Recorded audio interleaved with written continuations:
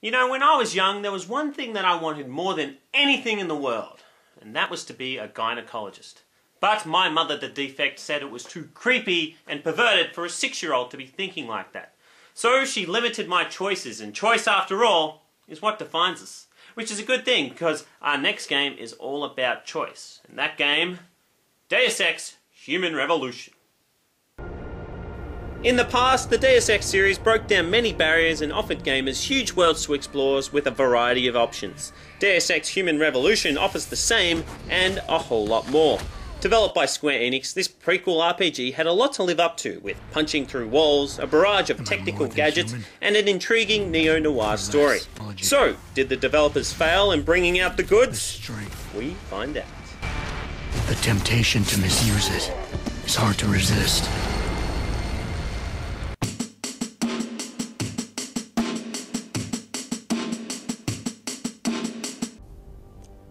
Set in a near-futuristic world of corporate corruption and integrated robotics, we take control of Adam Jensen, a security manager who, after a terrible attack, is rescued and implemented with robotic augmentations to save his life.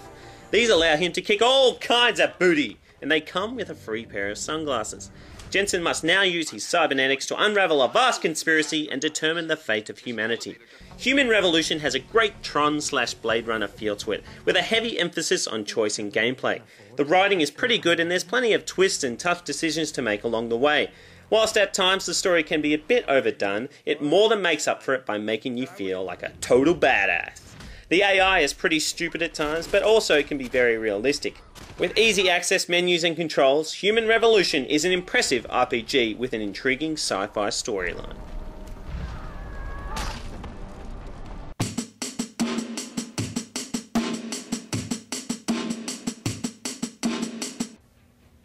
The art direction in this game is clearly a standout. With heavy gold colours and pitch black shadows, it's more than stylish.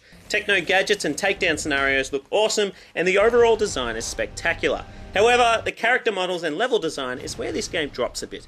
Movements are rigid, lip syncing is off, and there's almost no expression on the characters' faces. Cutscenes show improved graphics, and they're great to watch, but to tell you the truth, the visuals really didn't bother me, as the gameplay offers so much. It's still a great atmosphere, and you can interact with just about every object and character in the game.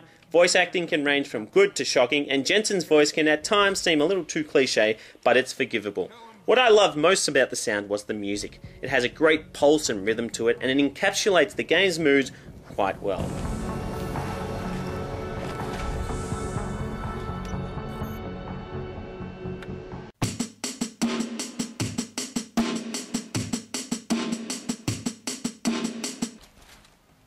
Deus Ex: Human Revolution hits one aspect right on the head, and that is choice.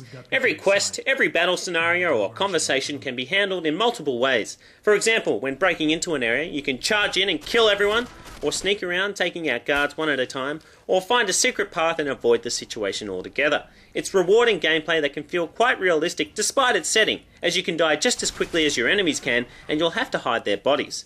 Every time you take down a guard, you can either kill them or knock them out. Actions have consequences and can shape you into a ruthless brute or a cunning pacifist. You can attribute skill points and XP to augmentations and upgrades, which can either improve your hacking skills or allow you to punch through walls. Some of these upgrades are pretty awesome. Boss battles aren't anything to write home about, but I did feel that the hacking in Deus Ex was handled better than in other games. You have a lot of weapons to select and modify, as well as credits and health pickups to find scattered throughout the levels. Besides the main story, there's a heap of side quests that will pop up, and each offer their own rewards. There is somewhat an emphasis on being more stealthy in most areas, and dialogue scenes can push you in certain directions, but besides that, this is deep, evolving gameplay with plenty of action.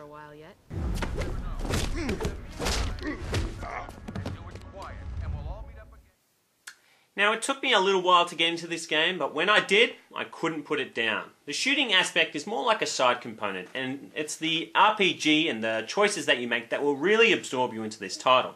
It can look a little dated, and some areas aren't as polished as others, but this is a very addictive game, and I'm going to give it a 9.43 out of 10.01.